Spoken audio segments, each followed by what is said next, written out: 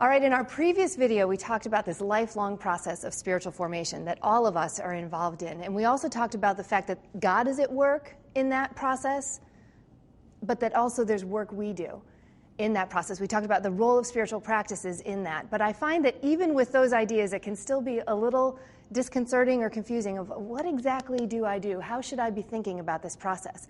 One of the ways it's been helpful for me to think about this is to imagine it this way, that in this process of transformation, it's sort of a joint effort between God and us. And in a lot of our projects at work or in ministries, we often talk about this idea of what different people bring to the table. You may have a team where you talk about somebody brings leadership to the table or someone brings creativity to the table. But when everybody brings to the table what they uniquely have to offer, the project moves forward or the work gets accomplished.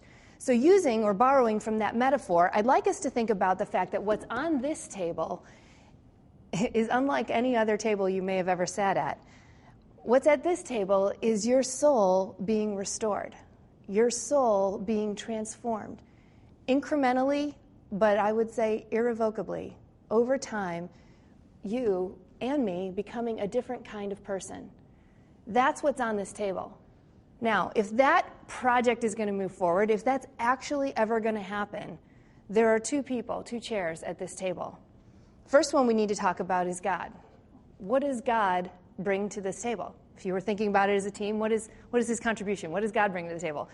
And there's a lot of things we could say about that. God knows how he's designed you, how he's made you. He brings forgiveness. He brings grace. He brings all those different things, and they're all important.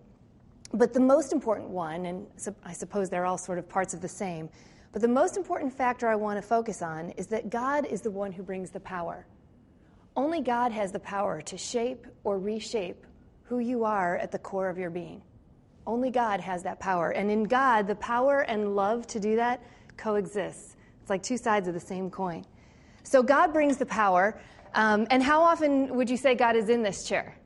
Remember Philippians? God is always at work, always at work. He's here all the time, leaned in, eager, not sort of arms crossed, toes tapping, why can't you get your act together? This is a God who's leaned in, who desires for your freedom, for your transformation, for you to fulfill your destiny. That's who sits in that chair.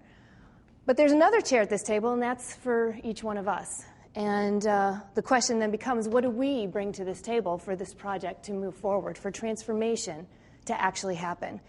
And again, we could say a couple of different things, but in the end, there's not a very impressive list.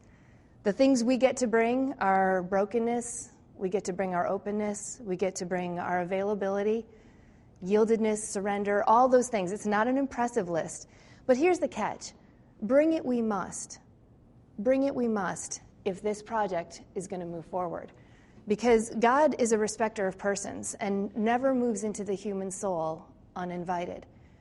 And so I think it's a very important thing for us to learn ways to actually sit down in a chair like this, actually lean in and pay attention to what God is actually saying and doing in our lives. But unfortunately, many of us end up coming into a relationship with God as though we were coming into a large room and we're in the family of God, and we begin running the journey, running the race that's marked out for us. And we might run around the room, if you imagine this area here, and slap God a high five every time we're going by, and woohoo, isn't this fun? But some of us have been running and running for a long time, and we're dirt tired. And we don't know a way, we haven't learned ways. And I would say these are spiritual practices that allow us to stop running for a while.